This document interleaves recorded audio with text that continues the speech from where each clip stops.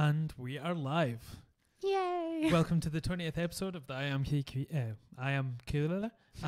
podcast. Off to a good start. I know. So yeah, 20 episodes in. It's crazy. I know. It's yeah.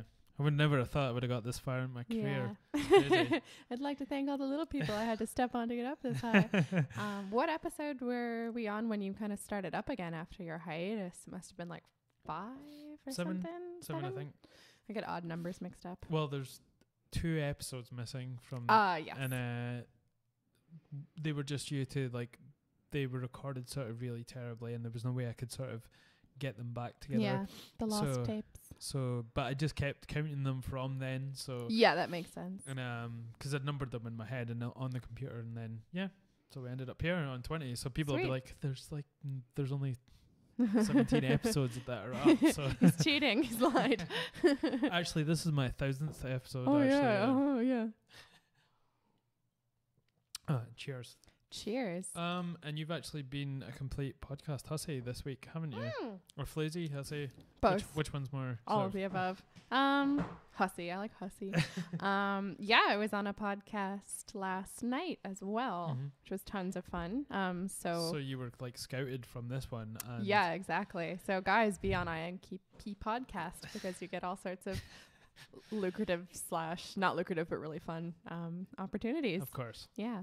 Mm-hmm. So it's the Beans podcast. They're based in beans, as in a pod. A pod of beans. Yes. And is that why it's like a podcast? It's a bean. I think so. I only thought of that about halfway through, and then I didn't have the sound to ask if that's what it was, because I assume every guest at some point asks them. Did you start laughing when you noticed? There was generally a lot of laughing. It was quite a funny. Yeah. So they do an interesting format. So there are 3 hosts and then 1 guest. Holy and shit.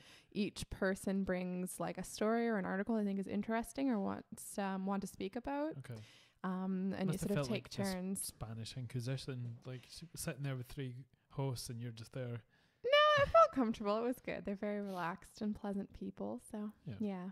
That's good. Yeah, so I really enjoyed it. It's good. And so there's 3 people, and then there's you, and then what happens when you start? So you just basically have about 15 minutes to talk about the story you're talking about, but of course there's lots of sort of diversions and stuff like that. So then you just kind of talk about it, what other people feel about what you've said. And And what was it you chose, actually? I talked about a Wikipedia article about Wrangel Island, which is the island that's in between. Where they make jeans, denim jeans, is that right? Wrangler. It's an island in between Russia and Alaska, and it's one of those places that couldn't be more out of the way, but at the same time a ton of interesting things have happened there. And I won't retread from the podcast. Yeah, I was going to say, don't talk about it, or you know, people. Well, actually, no, we should talk about it now and then. Be dueling Wrangel Island podcasts. I've heard this before. Wait a minute. It's familiar, yeah. But yeah, the 2 basic things about it are, one, it's a place I think that woolly mammoths lived for quite a long time after they'd previously thought they went extinct. So until about 2000 BC, they think there were woolly mammoths there. So that's quite fun. It leads to a lot of debate about sort of protecting endangered species with small kind of genetic pools, because there's a lot of debate about whether they were sort of dwarf and genetically kind of diseased, or whether that wasn't the case. Yeah. Could be all sorts. Like in the case of Neanderthals, there's a whole host of reasons why they could be, they just end up not being around anymore. Yeah, these things, happen in funny ways. That's the usual debate about mammoths, whether there was a extinction event or whether it was that humans overhunted them. And that's something that has come up in a few other podcasts I've listened to in terms of North America. And the rate and numbers that these animals start to decline doesn't seem to be in tune with how humans could actually go about hunting them. Yeah. So that's why they would think there was one sort of mass extinction event. But at the same time, the fact that these woolly mammoths were alive for so much longer after the rest of them went extinct seems to imply that it wasn't. Yeah, no, I just mean in general. Oh no, I know. It's just there are you can't. It's interesting because you can't ever really prove anything. No. So. And they were probably protected there, maybe somehow. Yeah, there were some kind of paleo Inuits there, but not much at all. Yeah. It's really out of the way and very hard to get to. Paleo Inuit. Holy shit. Mm-hmm. That's a real mouthful. Yeah. And so, yeah, it was a good podcast then. It was really fun. Yeah, I enjoyed it. And the other folks brought interesting stories, and it was tons of fun. So, yeah. I mean, you must be used to it because you've been a guest on this quite a few times, obviously. So it's Yeah, I was initially kind of nervous during the day because I wasn't super sure about how it would actually, and I'd only met the one host kind of briefly, and the other two I hadn't met at all. Yeah. And you just never know if you're going to kind of get on with people. But I did enjoy their episodes I'd listened to. They have, it's a nice tone. It's sort of like, it's quite funny, but quite sincere as well. And how long are the episodes? They're about, so they do mini-sodes that are about 15 minutes each, but we recorded 5. And of course there's like interludes in between. So ended up being a bit longer, but. And that's all you, like the 5 episodes, or are you on just one of them? No, I'm in all of them. Oh God. So I'm like a time traveling guest because they don't release them all at once. So I was making jokes about like, guys, I'm still here. It's been a month. Like my teeth are loose. Yeah, but that's cool though. It was an interesting format. It was fun. Yeah, I can see how they can kind of keep it kind of fresh and It seems to be happening all over Scotland now, and even the UK. That there's podcasts springing up everywhere. I mean, I've never heard of the Beans one, but until you told me about it. And they're new, like they started about a month ago, I think. Okay, so yeah. But that was when Sam, one of the hosts, messaged me to ask me to be on, and he was like, "And now for the sentence that will define our generation, would you like to be on my podcast?" So that's quite cool. It was good. It was funny. Yeah. Either that or my YouTube video is probably the other one. Imagine if everyone just has podcasts. Do you think that'll maybe replace social media? It'll just be everyone talking and. I don't, because I think the long format sort of precludes. I think a lot of people don't have the attention span to actually produce them, let alone listen to them. But it does range in sort of time. A lot of podcasts, like you say, are like 50 minutes long. Yeah, and I quite like the long ones in terms of the way I kind of measure my time and what I'm doing. So I like to be able to put something on and then just like not worry about finding something else to put on. Yeah. Because you do like nothing all day, so it's so yeah, you can just sit and listen to that like 4 or 5 hours. I do it while I'm doing other stuff. Like what? Like walking and taking trains to work, which I go to, and walking to work, which I go to, and doing laundry. You don't drive, so that's true. I don't drive. I walk. But you did learn while you were in Canada. Yeah, I learned how to drive, but I left when I was young enough. I didn't have my full license yet, so I never got any practice, basically, because I left when I was 17. So. And that's that seminal question that everyone asks when someone's from North America and they're around there. Do you use stick or? Yeah, and I learned automatic. Oh, okay. So. No, you don't use stick then. No. And yeah, I wasn't a natural driver. Okay. There were parts of it I liked a lot, and parts of it I found really difficult. I was very overwhelmed in sort of Toronto intersections and like the what light, can you turn on a what? I can't even imagine learning how to drive in a massive city like Toronto. It's really freaky. I liked driving up at the cottage and I like highway driving, but I really didn't like driving. Like it's just so confusing. I mean, I think the closest thing we probably have over here is Glasgow in terms of the sort of the blocks in a sense. Yeah. And it's weird because all the blocks in Glasgow are all one way and it's hard to get round. They're really weird, and they're all really short. It's like a mini city. Yeah. It's the same with how their like subway or tube or metro or whatever you want to call it is like a toy train. Yeah. It's like from Disneyland. It's really funny.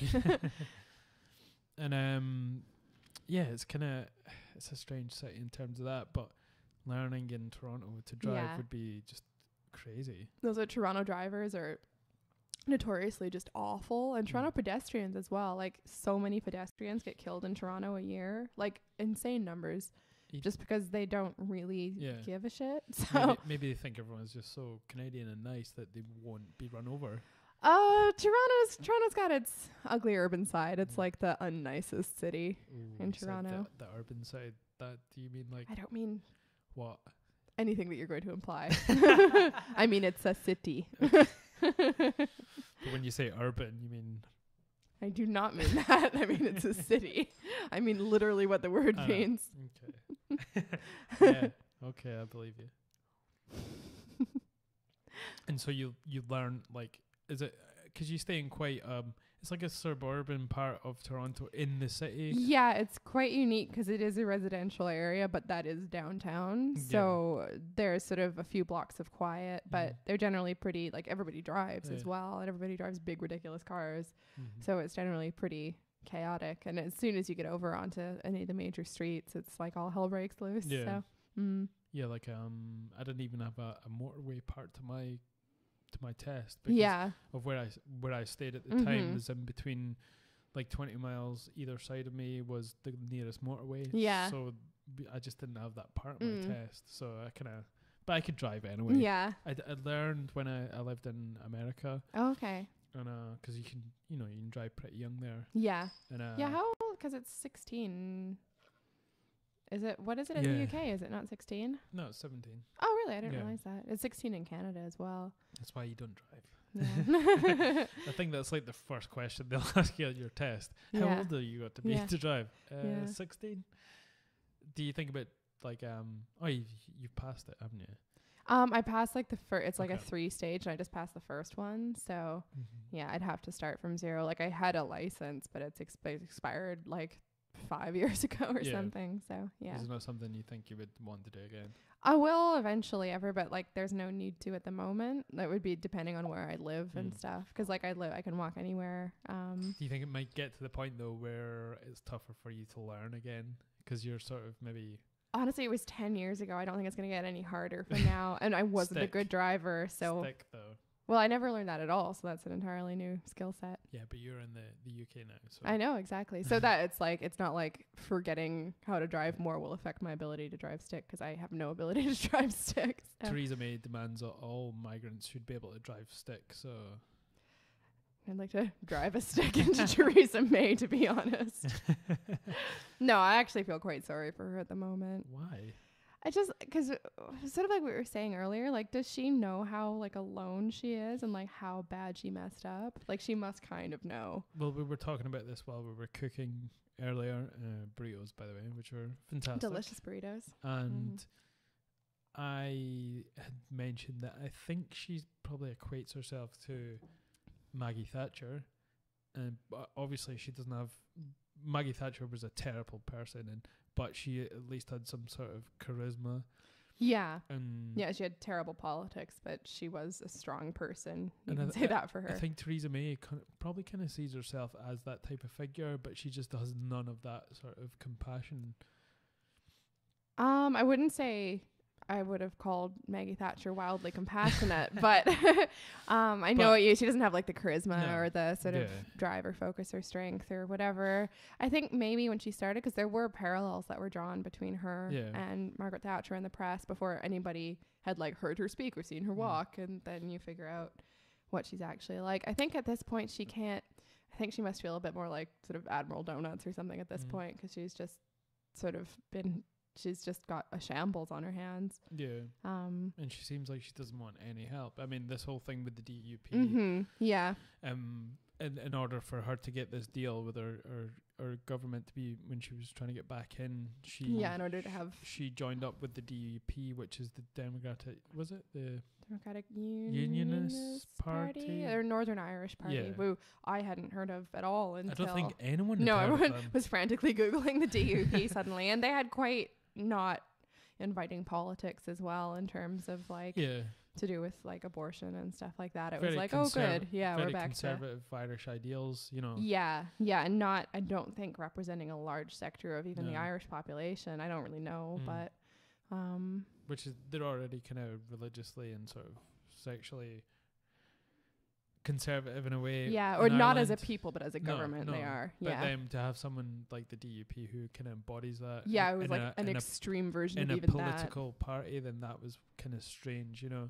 Yeah, and it was very bizarre. And then, so she basically signed what I think people felt might turn out to be a deal with the devil to get basically enough seats behind her to have what the a D government. Stands for? Devil. Devilist Union. Devilist Union Party. Devilism. Devil the better you know.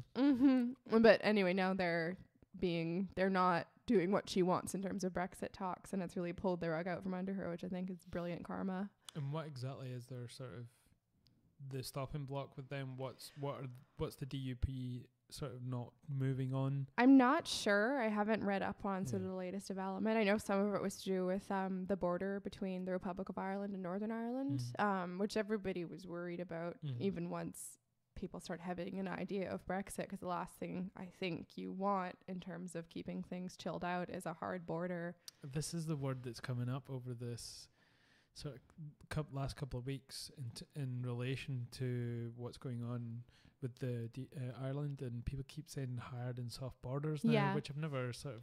It's only since Brexit that this is all sort of come about. Oh, because when I first started learning about the European Union and stuff, that was probably the first time I heard about hard and soft borders. Because it used to be like, if you, and this is before my time, but traveling between European countries, you'd get your car taken apart at the border just to make sure you weren't bringing anything in, and just basically having any kind of process by which people and their things are checked at the border. And it's something that I never thought of in terms of obviously you need some negotiation between Northern Ireland and Ireland, because they're going to be interacting with trade and with law. Obviously, laws have to be sort of maintained. So obviously, you have to have some chatter going on to figure out what our border is going to be like. And it makes sense. Because when they were both EU, it was fine. It wasn't a question. It was the same as any other EU border. And obviously, historically, they have a lot of interest in not poking that particular hornet's nest. But now it there. Could have been anything. And that's the weird position we keep ending up in.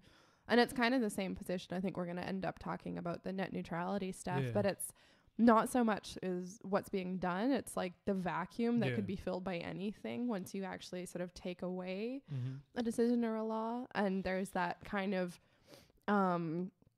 sort of loss of cabin pressure where you're like, what? Like, this could be anything now. Anything could happen. Yeah.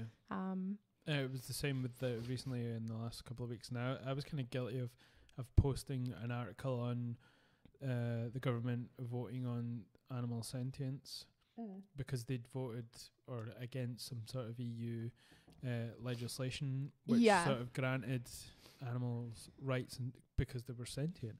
Yeah, so they basically... But at the same time, when they had got rid of it, it wasn't that they didn't believe that these animals had sentience or not. It was just that they thought this wasn't the right way to go about it, and that they didn't want this rule in place.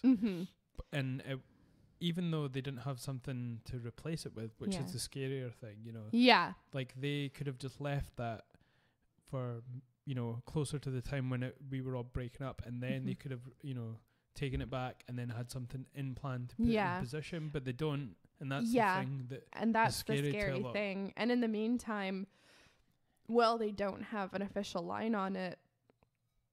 All sorts of stuff can happen and precedents can be set, and they have enough stuff to worry about at the moment as well. You wonder when they'd get around to that. So I think that the article that you posted, the kind of headline that was chosen for the article was a bit disingenuous. It's very misleading.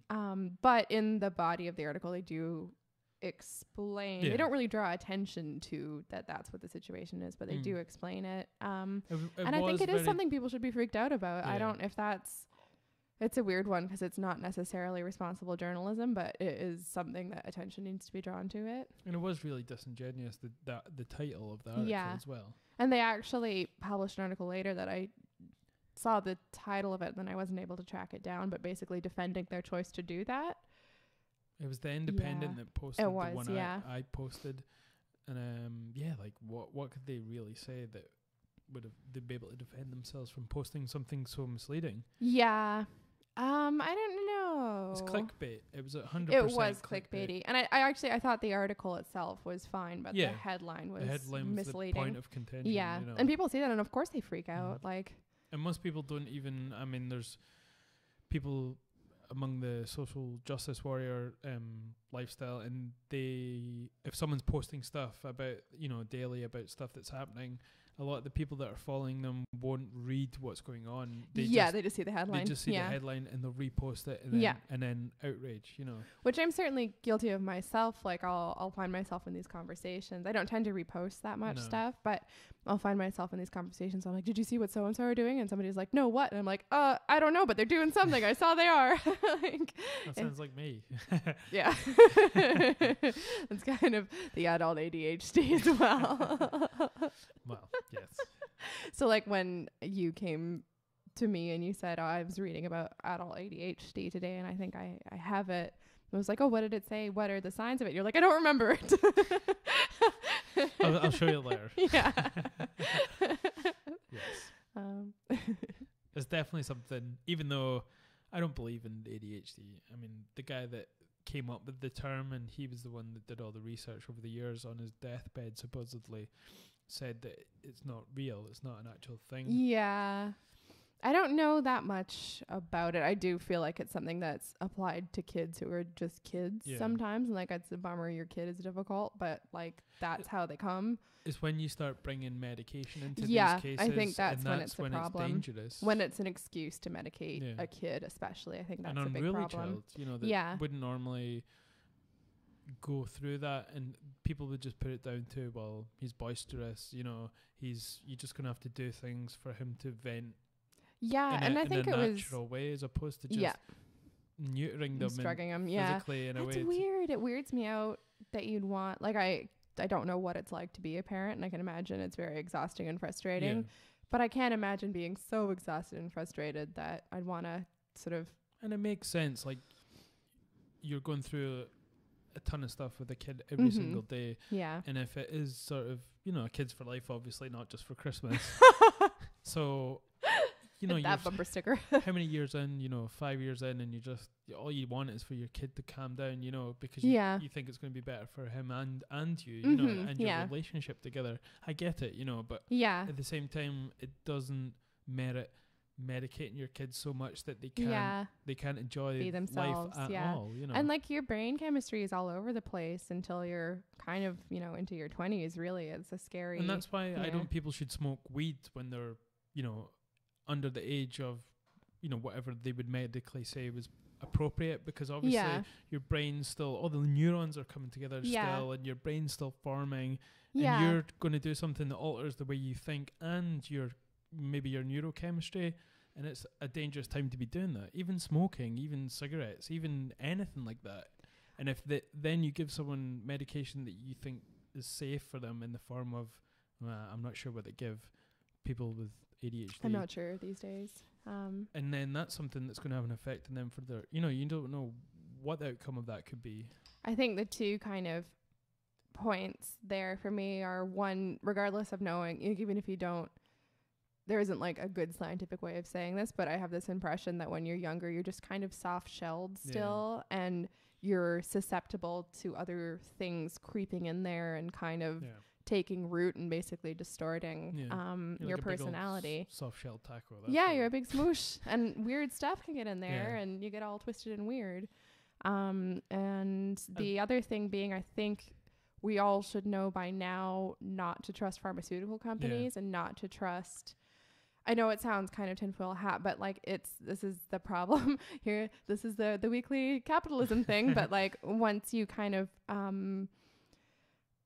monetize a system like that and reward giving medication versus actually working through problems or treating people, it's the volume of prescription that people are looking for rather than the actual merit of it, or and it's just really an alarming thing to get involved in, and especially when you're dealing with somebody who's a frustrated, tired parent and is looking for a solution. That's one of the things that's so fucking stupid, is bringing money into the sort of pharmaceuticals and the medical industry in such a way that you can't even trust anything that a doctor does. It could be, well, not anything, but when it comes to medication, like, you've worked in, was it the doctor's office? Yeah, I was like a medical administrator, basically, summer job. I know it's completely different from the UK and how it works in terms of prescriptions and sort of dealing with drugs that are not maybe like you can't buy or whatever. Like it's closer to the UK than it is to the States, really, but different players and stuff like that. But we have our systems more similar to the NHS than it is to the American model. But to give doctors incentives so they give out more of a certain type of drug as well. Yeah, it's very strange. And even creepy. At the very low level I was working at, we still had drug reps coming in and buying us lunch and stuff. And it's like, I am filing stuff. Like I have nothing to do with any of this. And they'd give free samples and just weird. And I think also like doctors are so busy often, and if the main thing that they're hearing is stuff they're hearing from these drug reps, like it's hard not to kind of get all good. Yeah, sorry. I can understand how if that's the information they're getting, like they don't, have time to do their own research when they're running a busy practice as well. Not that that's an excuse, but it's a model that's kind of doomed from the start. And especially once you get into the really sleazy stuff, when you start getting into sort of the opioids and bribery and all that kind of, then it gets, because it's hard enough if you mean to do well, and if you don't give a shit, like you can really wreak some havoc. And this is what happened with the Obamacare thing. Americans freaked out about it as if it was some sort of socialist takeover. And they literally, Americans up and down America were freaking out that you were going to take away their right to choose when you brought in Obamacare. Yeah. And like, oh, we don't want the government interfering with our healthcare. That's they still wanted to pay for their healthcare. Yeah, it's like you're trusting, like I get not trusting the government, but you're trusting guys who are trying to make money off you. Like, why are you trusting them? It's weird. And that's why you have so many people addicted to all sorts of drugs that are legal, completely legal.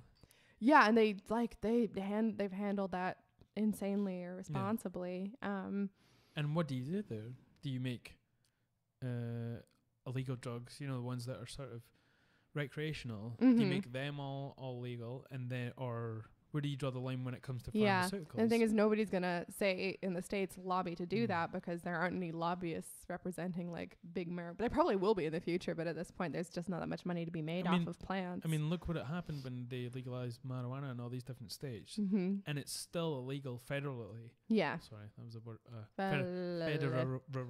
February. And it's still illegal at a federal level. So you can still, Yeah, that's confusing. It's definitely growing pains. If people on the state level choose to do it, then fine, They repeal it, or, they change the law so it's now legal to take it medically or even recreationally. But still, the feds can come in and bust your door down and take everything you've got. Just super, are they doing that, or is it just the knowing that they can? I think Trump's actually pushing for it. I've been hearing this murmurs of it. Yeah. And I've heard of cases here and there where the feds are busting in and taking out these grow farms. That's so weird. There's no, they've got such bigger things to worry about. Well, Trump, yeah. Yeah, exactly. But I can't even imagine Trump giving a hoot about marijuana. I know he's teetotal or whatever, but teetotal. Come on, he if you've seen the news today, he loves McDonald's.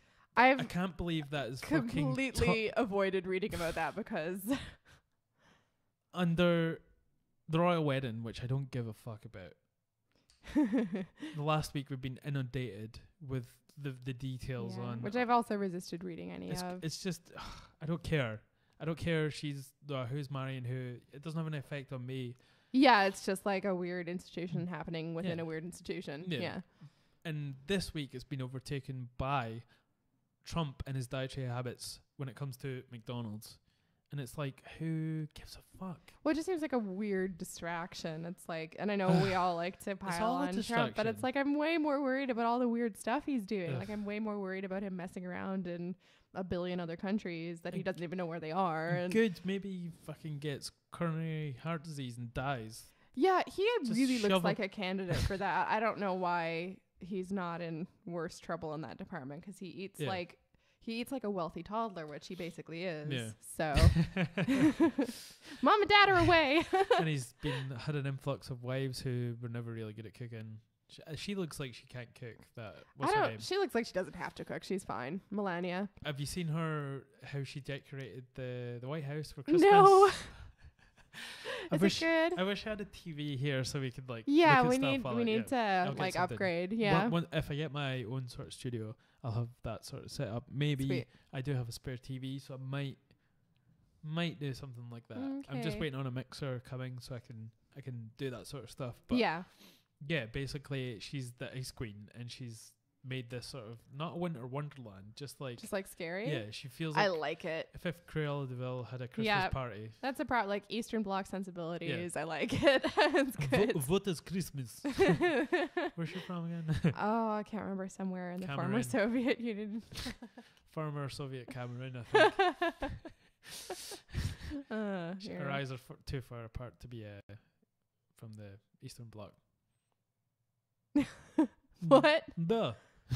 Yet? Нет. What? I don't follow. I don't know. She's weird. She does look very different from how she used to look as well, which is none of my business. But I've never. she was really cute when she like started modeling. There's like cute. yeah, like really cute. What? Like just like she looked like a sort of all around nice girl, and she's quite I mean- can't believe she ever looked like a nice girl. yeah. I mean, it's none of my business what she's done or not done to herself, but she does look like an entirely different person. I guess having to hang around with Donald Trump more than 4 hours would probably suck the life out of you. Yeah, I would need like a lot of Botox just to keep me from constantly screaming. Just freeze that whole thing. Like Probably just Botox the grimace out. corpse that they've propped up with. What did they pump into you before you get like? Like formaldehyde? That's Ew. it. She looks like she's been pumped with Oh. formaldehyde. He looks like he's been pumped with like margarine or something. I don't know what his deal is, but he's just not a probable color. He No. doesn't look well. Uh, And I keep on seeing these little bubblings about him having dementia, which I really yeah, insist this was is what's something- happening. it's a crazy time actually in terms where he is constantly sort of. He's definitely had his reputation come into question. Mm-hmm. And now it's got to the point where people are saying, and probably so, because they're saying now that there's early signs of dementia, but unless you're close to him, then how can you really know that? Yeah, and they were saying that when he was campaigning as well, but Yeah. there's never, you can't prove any of that. So I think some of the things that went on is sort of the onset and is sort of his speech, becoming worse and worse. yeah, and I think his inconsistency in terms of ideas that are things he's sort of pursuing, like he does seem to be pretty And he's becoming so erratic as well, I guess. yeah, exactly. Like it's so unclear. But partly it's just because he's an entirely different animal from politicians we're used to seeing. Mm-hmm. And so in terms of inconsistency, it's partly just because he's not consistently doing sort of Republican-y things. And he's old. He's old as shit as well. He is old. Well, how he's old like, is and he? he's an old. He's like 70. He's not like he's not. You can be an old 70 or not, basically. Well, your dad's 70. and He's close to. He's like 60. Oh, okay. I thought he was 70. He's got. Oh, I'm bad at counting. He's born in 1949. Ah, okay. Yeah. So he's just turned 68. Does that make sense? Yes. We'll say it does. Let's go with that. Can't math. But like, I can't imagine him, like he still runs and bikes and stuff. I'm trying to imagine Donald Trump going for a run. Like, He still looks relatively young, though. He doesn't look old. but he doesn't. You mean Trump? Yeah. Yeah, he Not your dad. is like he's gonna Not your listen to dad. this. You know what he's gonna get you. He doesn't look like a human person though. Yeah. Like he's so bizarre looking that it's hard to say. He doesn't look like he's done any sort of plastic surgery, though. No, but he looks like he's fallen into that vat of chemicals the Joker fell into Okay, because he's yeah. all like orange and weird. And not very smiley. Yeah. Ooh. Him smiling is even worse than him not smiling though. He's quite like he's got his sort of jowl. Yeah. His I guess. hair, it's impossible to tell what the state of that is. Or where if it you're even came from. you can get this mascara that's like instead of like coloring your eyelashes or coating them, it's these little fibers and it actually like builds them and makes them longer. And it looks like I he do not have a started clue what you're talking with about. little hair nubbins and he's like created some sort of fake hair just from the nubbins. It's somehow. an odd colour. It is Why an odd color orange? and an odd texture. He's chosen for his face and his hair to be the same colour, which is I don't get it. Not a probable color for either face or hair. He's not offset them in any way. So And it's then like I like whatever it is around his eyes where he can't be orange there. So he's always a sort of lilac color, and he looks just so. He looks like, you know, when you see scenes in films of like somebody in a mortuary getting their food, like their dead person makeup done, and it's like part of it's finished and part of it's not, and he looks like he's a dead person wearing that sort of orange shellac they put on you to make you look all right in the open casket. It's like on It's Always Sunny in Philadelphia when Frank has his little beauty pageant, and he to not look like a kiddie diddler, because it's a kid's beauty pageant that he wins from some other guy, and like he wins holding the beauty pageant. He doesn't win the beauty pageant. Yeah, that'd be strange. In a sense, he does, but he just so he doesn't look like a diddler, because there's some kiddie diddler on the loose who looks like him, and he's like all bashed up, and then he gets the guy that runs the morgue to do his makeup. Yes. It's exactly what that looks like, or sort of like Death Becomes Her kind of. Okay. Yeah. It really doesn't look good. It looks like there's something really bad going on under there. But if it does turn out that he does have a form of dementia, I mean, the only way I can sort of see them coming up with that is maybe postmortem. Yeah. But at the same time, if it comes out that he has, then I think a lot of people are going to feel terrible for a lot of the things that... Yeah, it becomes quite sad then. Very much so. And I think like most of us will have in our lives people who have had like Alzheimer's or something. And of course you're going to feel compassion for... Yeah. Yeah, anyone that kind of feels that way. It's not just... And what if all this shit that's going on was due to that? Yeah. But then again, that's the kind of like sort of different end but same stick as like, can we like the art of people who are shitty? Yeah. Like the old Heidegger was a Nazi, should we ignore his philosophy or not kind of thing. Yeah. And same with Trump. It's like if all the stuff he did was bad but it came from not an honestly bad place, it's still bad. Yeah. It's a weird one. I don't know where it's going to go. Some people seem to think that he's going to go and win another term. He's starting to prepare and get funding for it, and they're thinking that he could win it again. You know, that would be. I can't imagine that, but I also can't imagine who else it's going to be. Yeah. I'm still the most afraid that his vice president will end up as president, because he's really scary. What's his name? Mike Pence. Okay. And he like abhorrent politics, but actually smart. Right. And we don't want that. Yeah. I mean, imagine if Trump was smart. Yeah, he's like a smart Trump. a smart, more consistent, like dyed-in-the-wool conservative Republican Christian Trump. Oof, so just scary. Like sort of Sith Lord, creepy, bad. Yeah, he does have Trump does have a sort of Palpatine feel about him as well. Yeah, and it's like how you get involved in like the Sith, and then you get all kind of rotting and gross. Yeah. And again, he's got that orange shellac on there to cover it up, but under there he's gone all Palpatine and and what's the guy's name? Pence. Mike Pence, yeah. Yes, Sith Pence. Darth Pence. Darth Pence. Or Daft Pants. Yes. Daft Pants. I don't know what his trousers are like. I can't comment. Strange times. What else is going on? Yeah, well, the net neutrality stuff. Yeah, and that's another kind of like with the animal sentience thing in the UK. It's the fact that something is disappearing that isn't going to have an immediate replacement that was there to protect. I mean, I've seen a lot of headlines about it, but I've not really read much in depth about it. But I know it's out there and what's happening. Mm-hmm. But I forget that you and I we're pretty much aware of what's going online. You know, we're always sort of keeping an eye out for stuff, and and we know where news generally comes from.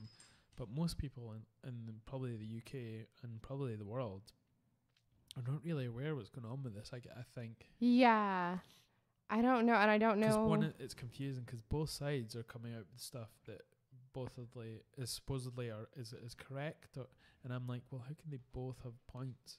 What do you mean both sides? Like, well, the people from the telecom. Oh yeah. And then people who are voting against it that are saying, you can't do this, but then people are. Yeah. I mean, because the thing is, they're not voting. I don't know enough about it to Yeah. actually go on about it. I wish I did, because it seems like something that's really important. Yeah, as well. we can maybe And read up more on it. And it has to be something that we, you know, it's a choice. We have to make a decision from an informed place. Yeah. Like, I think, again, the problem isn't that at this point nobody's apparently supposed to be trying to do anything. They're getting rid of this net neutrality like act or whatever it is that was in there. There's voting going. They're trying to stop the voting that's going on though, like the people that are against it. Yeah, that are against the voting to repeal it. Okay, yeah. And that's a problem as well, because like democracy has to happen. Yeah. I guess it's not really democracy because it's our elected representatives kind of doing a thing. think It's they not feel direct, but because everyone's been bought off by as well. Well, so that- they're trying yeah. to stop that. I mean, there was a list on Reddit of people so yeah, from just different states, senators from different from states. that had been sort of bought off, and how much for Yeah. as well, And in not- terms of in relation to the net neutrality. And the thing is, bought off makes it sound like illegal, but it's just part of the Well, American political system. It doesn't matter being bought No, off. it does. It does matter in terms of, I think the big problem is the fact that that's a system that's allowed to happen. Like, why are lobbyists allowed to give money to politicians to get what they want from them? Like, that's Bought not off is okay. You're buying someone's a decision. Yeah. That's bought off. Yeah. But I'm trying for the listeners who may not know that that's totally legal. Of course. Yeah. But it's still the same. It has the same impact when you have to say it like that. Yeah. No, I'm not saying that it's okay. I'm just Yeah. saying so that people know that that is a thing that regularly happens in Washington. No, of like, course. it's totally par for the course. Lobbying and all that. Yeah, nonsense as exactly. well. And I think that's something that if more people were aware of how it actually worked, people would be outraged. Yeah. But because people don't really hear about it a ton, it's easy to kind of, because what you see in the two ends of this are like, okay, so this net neutrality act is maybe going to disappear, and there's no suggestion of what it's going to be replaced with. But then you see all the money coming from telecommunications companies going to senators, and you're like, well, Yeah. they want something. What do they want? What's And that's the confusing- scary part. What's confusing me about it is how it's all the decision is namingly taking place in America, and what is it? Well, it's an American act, though. Yeah, but the net neutrality is worldwide, is it not? Well, I think every country will have different So why rules it doesn't about it, because like affect China us doesn't then? have net neutrality. Does it not affect the whole world though? And I'm wondering. I'm sure it would in a knock-on effect, but Yeah. it's an American issue. Okay, that seems weird. Yeah, because they don't The way American company The like. context I've heard about it is like it's something that's going to affect everyone. Well, I think it would set a precedent, but it's like, and I'm sure whatever the telecom companies get up to in the States is going to have a knock-on effect, but Yeah. it's not. They're not making a decision about a law that affects anything directly in Britain or anything.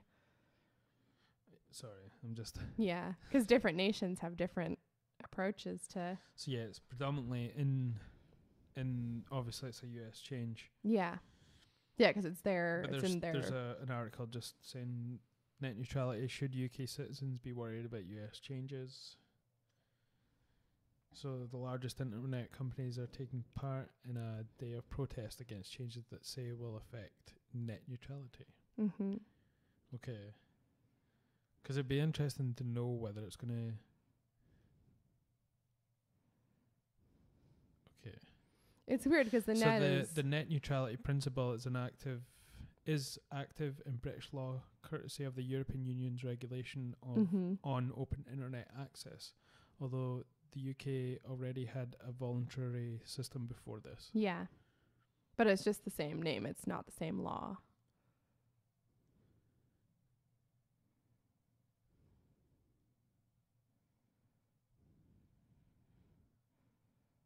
Okay, so yeah, it just seems to be mostly in the US. Yeah, like it's an American law or whatever act, rule thing, but obviously it will have implications. Yeah, I'm trying to figure out what it's gonna. Yeah.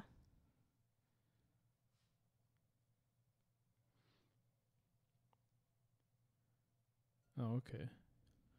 So they're saying there needs to be more stuff ironed out in the UK. Actually, Mm-hmm. they're saying the ISP market is far more competitive in the UK. Mm-hmm.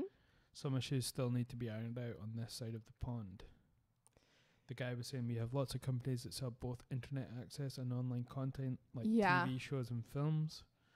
And that's when it They gets a have little an scary. incentive to prioritize their own content as Yeah. it travels to customers through the internet connections that they control. It's really important. Content and services are delivered equally and fairly.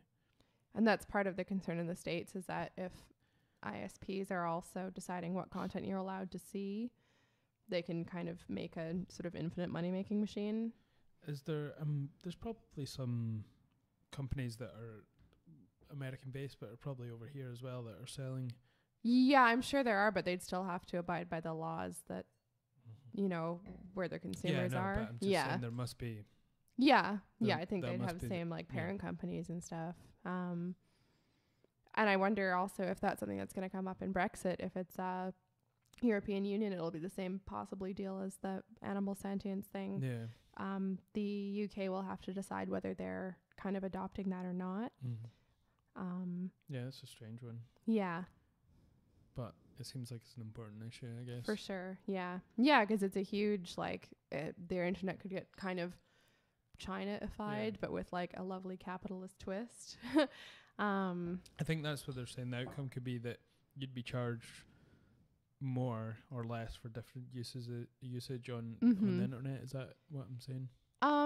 Partly, like, let's say your internet service provider also owns a news site, Right. and you search for something and they They can can edit, make it so that their site is the one that comes up, and then Mhm. they generate money through advertising from you looking at that site. Like, it gets to be the kind of ugly loop. Is that not what happens with Google though? Is it not sort of? I don't know if they have relationships to ISPs. I don't know how that works. No, I mean in terms of you Google something. Yeah. Google will put up things more first that are to do with them in terms of. Yeah, that's possible. I don't know. Although theoretically, if net neutrality laws are in place, they're not really allowed to do that. But I don't really know. Like, their algorithms are so Yeah. complex as well.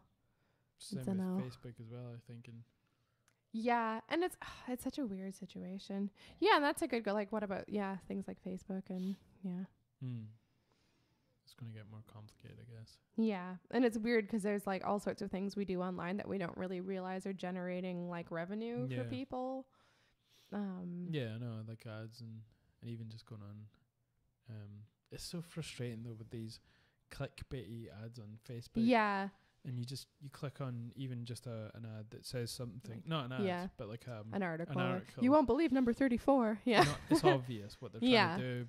And then you click on it and then an ad will come up so you can't look at what you're doing. Yeah.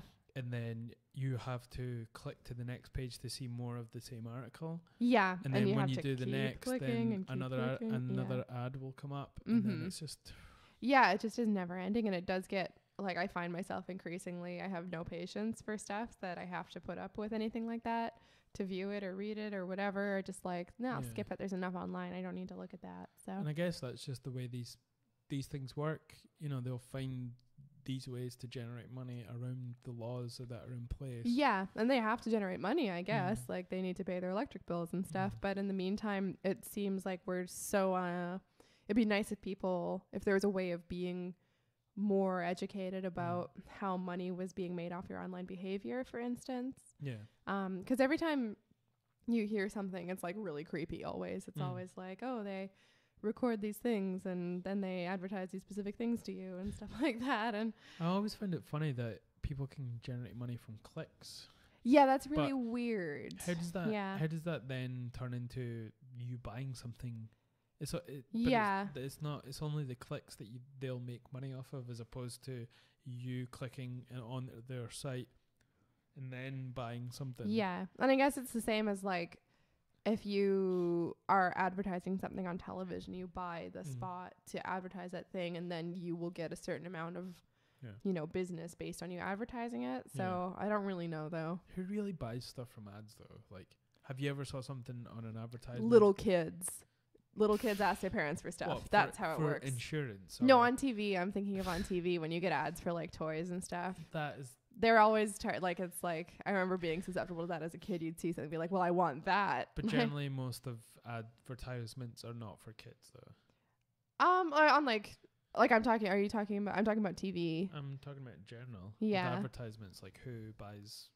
Yeah, and of course they you won't see things that are geared toward kids because you're not watching things that are geared toward kids. Like it's like on kids that are geared toward kids. Like it's like on kids TV programs. They advertise to kids. No, generally they advertise to parents because those are the ones that have the money. So it's a lot. No, but they advertise to the kids. The kids will say to their parents, "I want that." It's a lot of adult commercials that come on in between kids TVs. Yeah, because it's the parents are going to be watching it, and that's who obviously has the money to get. Yeah, but you remember being a kid and seeing ads for toys that you never would have heard of otherwise. I just never watched a lot of TV when I was younger, I guess. I didn't that much, but it was definitely there. Maybe it was different over here than in Canada. But who actually buys anything from an advertisement? Well, that's I never have. No. Have you ever seen an ad for an iPhone? You know. So the thing is, I don't watch TV, so I don't really see that kind of ads. Online though, do you ever have a pop-up that says, you know? And that's another weird one where I have ad blockers and stuff, so I don't end up seeing that much stuff. And I'm, you get good at filtering it out as well. But no, I don't tend to, I'm more likely to say, read about something in an article and then look into it, but almost nothing where there was a pop-up or a banner or something when I click on that thing. Never. But even if you get redirected somewhere, because that inevitably happens when you're clicking on an article, there's going to be that sub-page that comes up and it's an advert, but no one how are these people making money? Somebody must, but because there's always somebody who orders the slap chop off TV or whatever. It's a slap chop. It was one of those infomercial kind of things, and it was for dicing stuff in the kitchen. Do you not have one of those? No. I'm kidding. I have a hand blender, and I'll blend your hand with it. I think I've met one person with that actually. There's always somebody. You know the spiral thing for Oh, the spiralizer? Yeah. People have those now. People are obsessed with their courgette pasta and stuff. Courgette pasta. I'd rather either have pasta or have courgettes. Have you had courgette pasta? Yeah, one time. And it made my stomach really hurt. Really? Yeah. Why? Because it's just a really large volume of raw courgette. I don't know. Could have been unrelated, but that was my one experience. I don't think I've ever had it. Do you know what makes me really sad is when you see cauliflower couscous or something and you're they're lovely whole grains. I've never had it because it looks really depressing. Why? Just because it's cauliflower, it tastes of nothing. It's grand. But the only options aren't completely only vegetable based or totally unhealthy. Yeah. It's an annoying thing. Yeah. Get some nice quinoa or something, which is actually quite good. Yes. I've never had that spiral. Was it there? Because they started selling it in Tesco and stuff now as well. They've got their cauliflower couscous and they've got their zucchini pasta and stuff. And I'd rather have pasta less frequently, but have real pasta. That's because you are half Italian. I am. I cut me and I bleed spaghetti. To be fair, so I've literally never seen you and your family eat pasta or anything related to. And we tone it down for you, man. When I was growing up, it was 6 nights a week. And for the record, none of us are Italian as far as we know. We're fake Mediterraneans. Well, it's because I don't like olives either. So it's really terrible for us. Yeah. I did appreciate that you guys sort of toned it down for me while we were in Venice. It's a huge sacrifice, it shows you. And in the land of all of that stuff as well, in the land of Venusian Didn't see pasta. a lot of olives while I was over there, did you? Because I kept them away from you. I hid them. They're just terrible. Yeah. I mean, it's not the olive growing area, I guess. It's the north. So, and also they don't grow much stuff because they're all trying to just not fall off the island. But that is true. Yeah. Clinging on. Well, they're Klingons. They're definitely not Klingons. Far too elegant. So yes, did you have we were looking at some sort of quiz thing earlier on.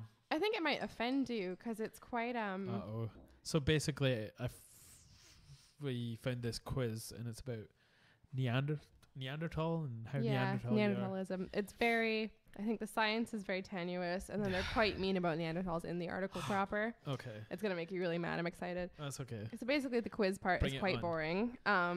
So basically you have 3 options: never, occasionally, or often do you. And then there are 1, 2. Never, occasionally, or often do that. There are 4 questions, and I'm super excited to ask you the first one. So I can only question 8, imagine. how often, never, occasionally, or often do you... Do you eat olives? No. So the main issue here is they haven't, and maybe it's in the study, but basically they haven't explained how they've harvested information about Neanderthals.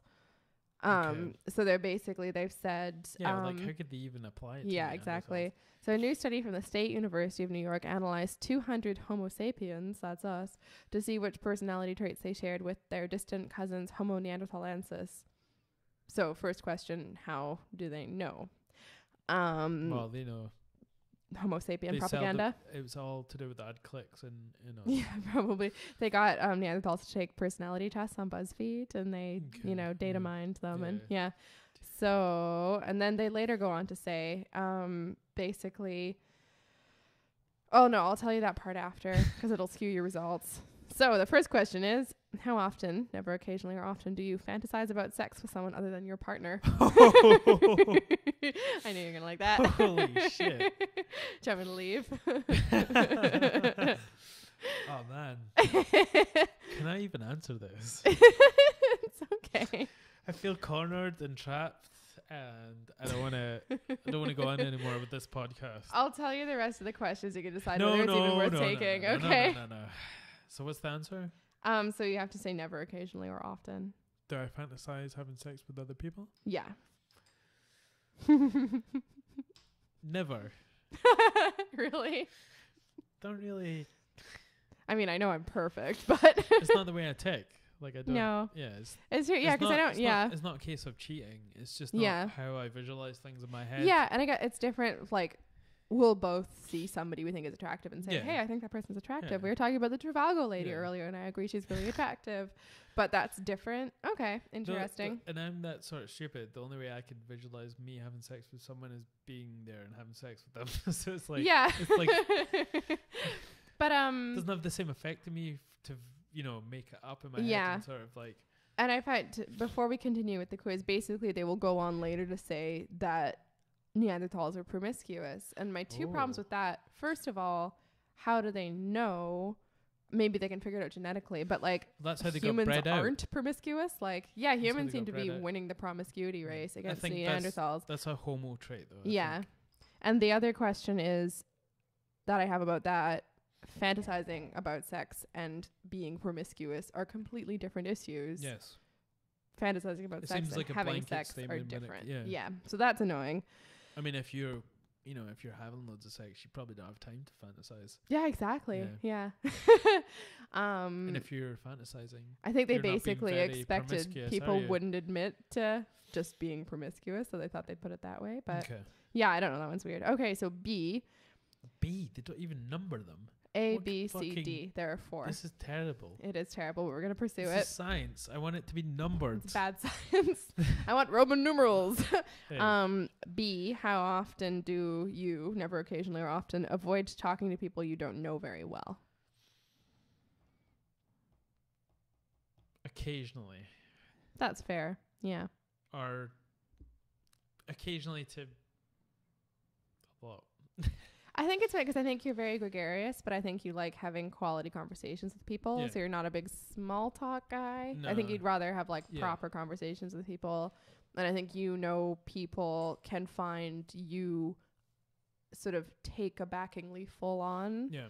So you might be more inclined Is that to. because I'm just partying all the time? Like people Yeah, just can't party, handle party, party, my- party. I'm just party KP. Like no one can handle this. No one can handle this. And, Okay. C. so what was that? Sometimes what was it? Avoiding talking to people you don't know very well, and you said occasionally to often. Yeah. Okay. C. How often do you feel so nervous that nothing could calm you down? Occasionally. Mm-hmm. Never. Seems reasonable. Never to occasionally, but Yeah. Yeah, because you're pretty good at mastering your nervousness, I think. And D. How often do you show a lack of imaginativeness in new situations? what would that even relate to? I don't know. Would that be the sex thing again? Maybe. When you're fantasizing about having sex with the Trivago lady, Basically, do do you like having do you fantasize about having small talk with someone new? That's basically what this whole thing is asking. And does it make you very nervous? Of course. With someone you never. I guess that's with someone you would never normally talk to. Yes. I think it's like if you encounter a new problem, you'll try an old solution to it as opposed to trying something like responsive to the problem, or like a lack of flexibility. Are they trying to say Neanderthals don't? I think they've got something against Neanderthals. So I think this is written by I think they're trying to say Neanderthals are not very adaptive, or... Yeah, so they're basically saying if you mostly answered never occasionally, then you have a low Neanderthal quotient. So they're suggesting that Neanderthals are promiscuous, shy, nervous. Sorry. Well, I know you're pretty much a Neanderthal, but you show as having a low Neanderthal quotient. Yeah, it seems like really mean about Neanderthals. It's not even one you select. It's just one you kind of answer yourself, and it's not a very good article. No, it's not. And so then they go on to say, at a glance, this looks crude. We Homo sapiens are monogamous, sociable, calm, and imaginative, which I don't see a lot of these days. No. Well, Neanderthals were promiscuous and brutish. And it's like, that's mean. That's loaded language. I don't know where they get this from. Me neither. But when researchers took DNA samples from the participants and looked for correlations between their personalities and their genetic overlap with Neanderthal DNA, the correlations were small but statistically significant. Since generally the evidence for heritable personality traits is strong, it is not so far-fetched to imagine a future in which our personalities are measured not with questionnaires but by sequencing our DNA. That seems like they're trying to cover a lot of stuff in there. And who even produced this sort of quiz? The Guardian. It's not even a quiz. It's just like... It's in the Observer. So I think it's basically meant to entertain people. But Laura, how much of a Neanderthal are you? Yes. You brute. Oh, you brute. Oh. Well, I hate when they say that something is statistically significant, but they don't actually say what it was. And I'm sure it's all in the journal article, and they do link to it. But basically, they just mean, are you middle class? Yeah. Or are you like anybody else and you answer occasionally to every question on a quiz because you're not sure? Occasionally. But it's just a weird one. Yes. But basically, I guess they're saying that when they did a personality quiz with the subject of the study, and then they found they had people who answered in ways that would suggest... 100 Neanderthals said. Well, let's think as well, because they're just linking it to Neanderthal DNA, but I don't know. That seems a bit wishy-washy. Yeah, it just seems like they've chosen to see a correlation. This is clickbait. It is. It's essentially clickbait. Yeah. So you'd read their silly article. Oh, and they're advertising a book, actually. Oh. Are You Smarter Than a Chimpanzee? That's nothing to do with Neanderthals. No. Or Homo sapiens. No. Or chimpanzees, probably. Chimp. Okay, I need to go to the bathroom. Shock horror. We need some sort of like pee song for we can just play when you have to go to the bathroom. Well, when I have my mixer, I'll be able to do that. Bum bum bum bum bum bum bum. He pinched me. He's a Neanderthal.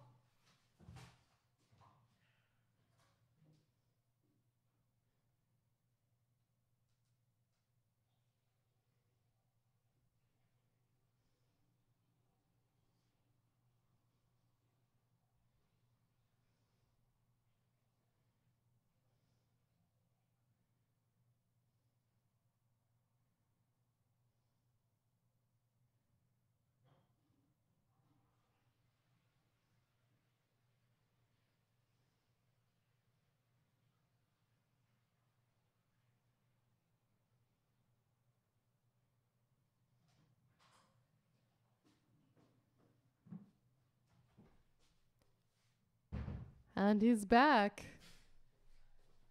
That's my line. More wine, please.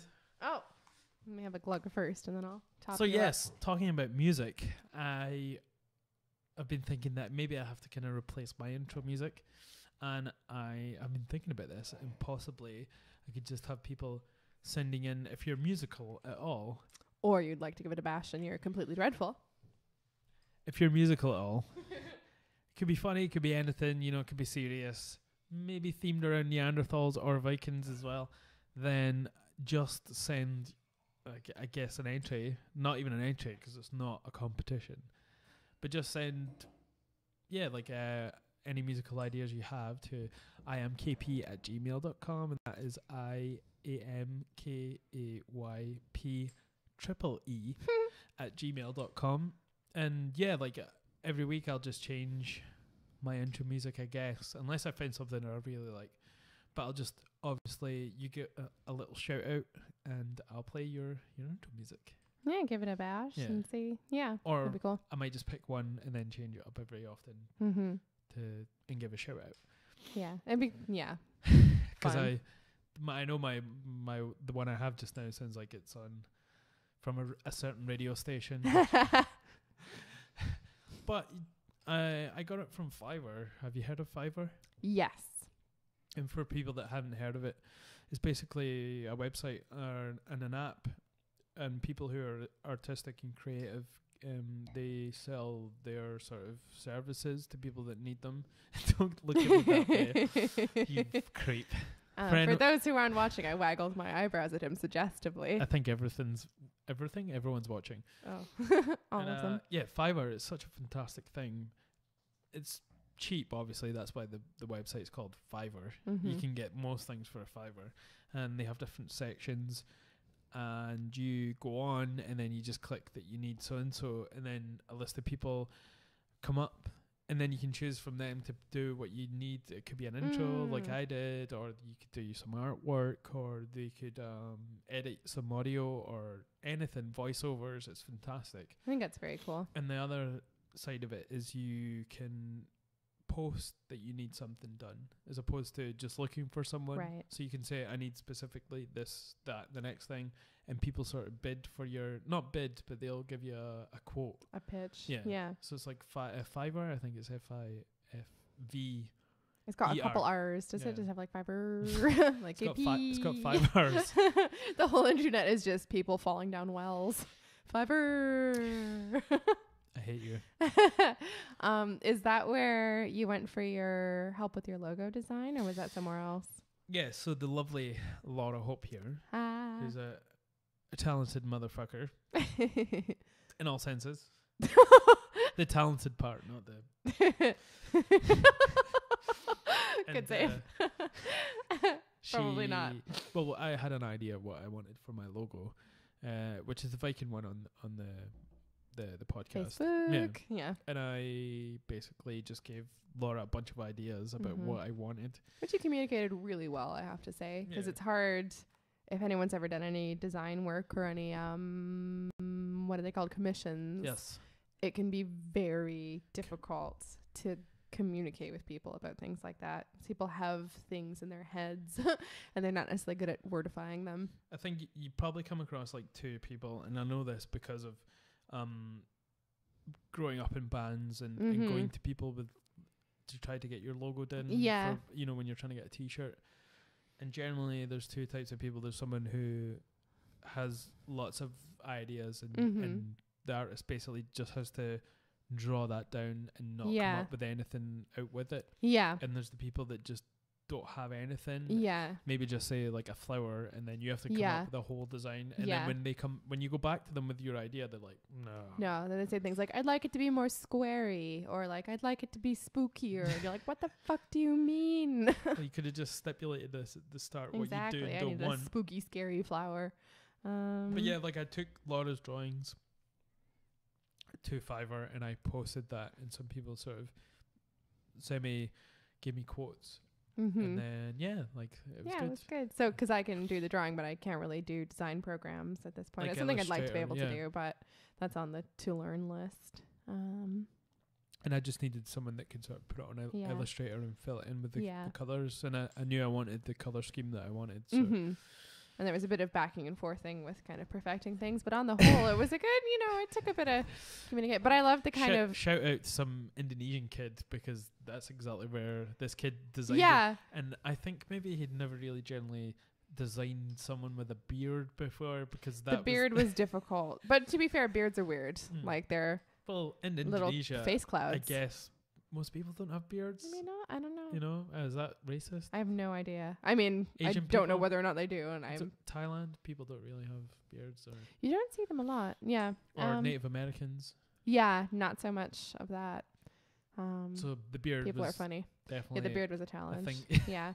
But on the whole, like the first thing he came back with was like 90% there, and it was just But I loved the kind of And I think post-geographical aspect of a collaboration where it's like we dreamed up something in Edinburgh and then this guy we'll never probably meet, you know, finished it off for us, like, and he was in like Jakarta or something. And it's such a great aspect of the internet where there's these connections going on regardless of laws and borders and all that, you know, tax and all this balls. You know, it's basically, do you have something to offer? Yes. Yeah. I will do this, that, and the next thing. Okay, I will pay you this because you did that. And that's the purest form of it in a sense, I guess. Yeah, it's kind of in some ways, in spite of being post-geographical, also really old school. Yeah. That's just like how stuff used to get done, I think. And I like when, you know, I won't deny that there are really scary, bad, dangerous aspects of globalization, but there are also some really, really good aspects of it. Yeah.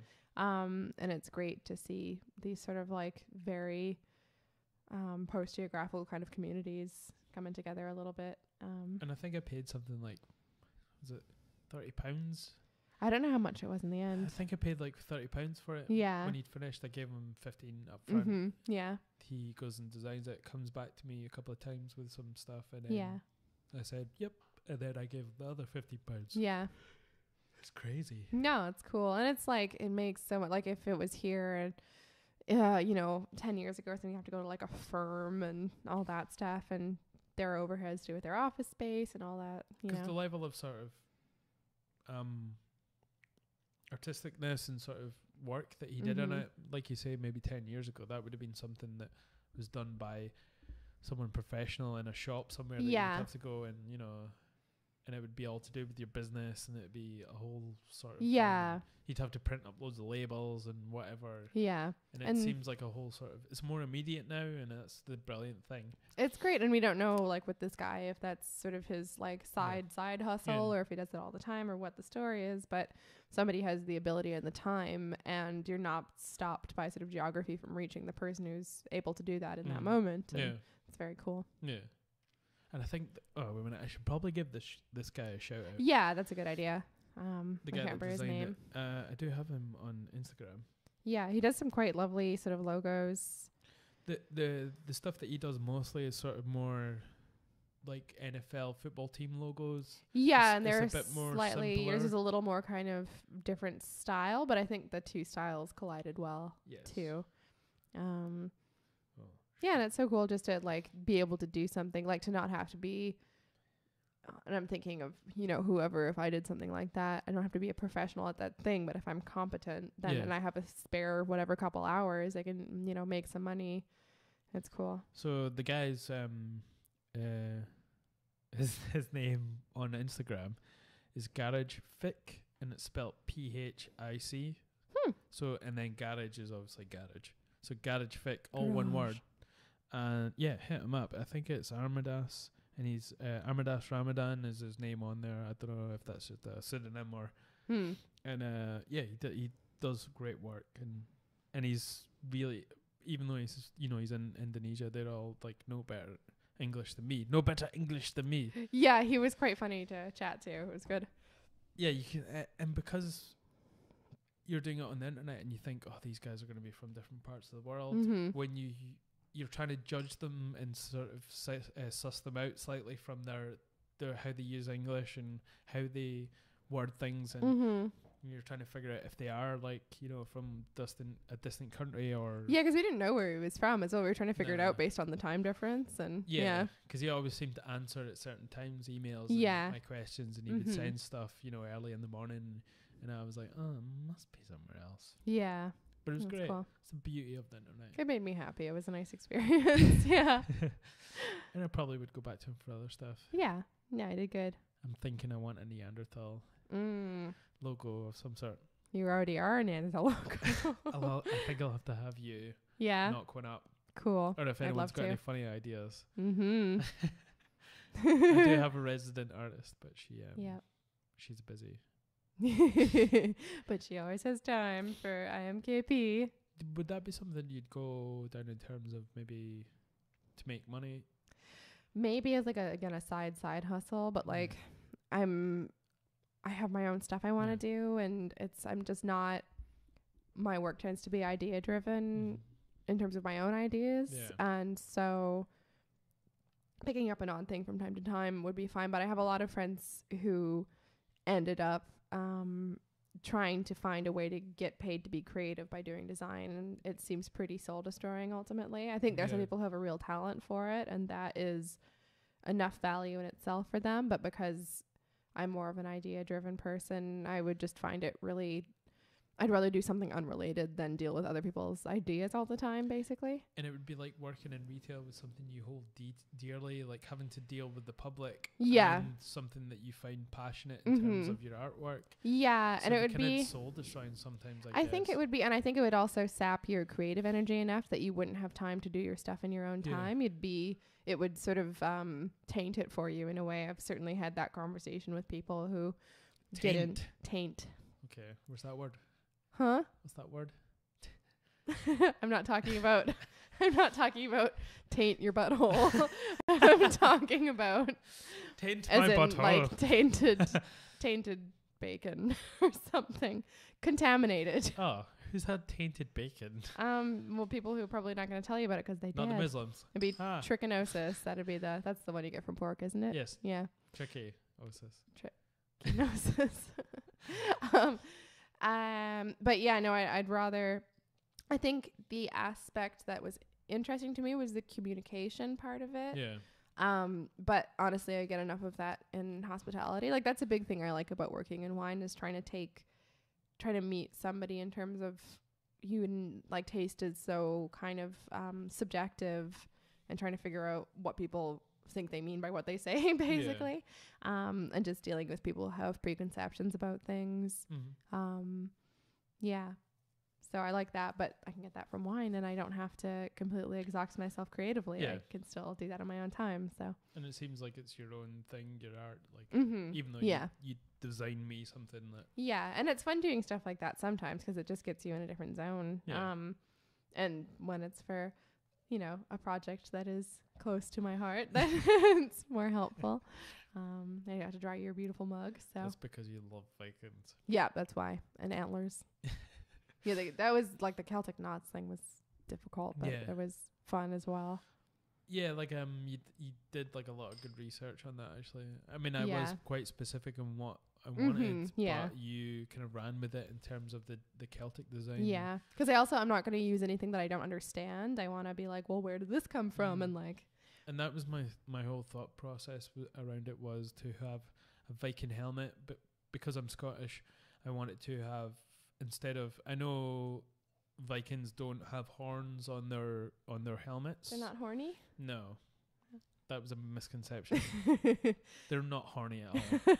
Like every time they went around raping, it was because they didn't want to.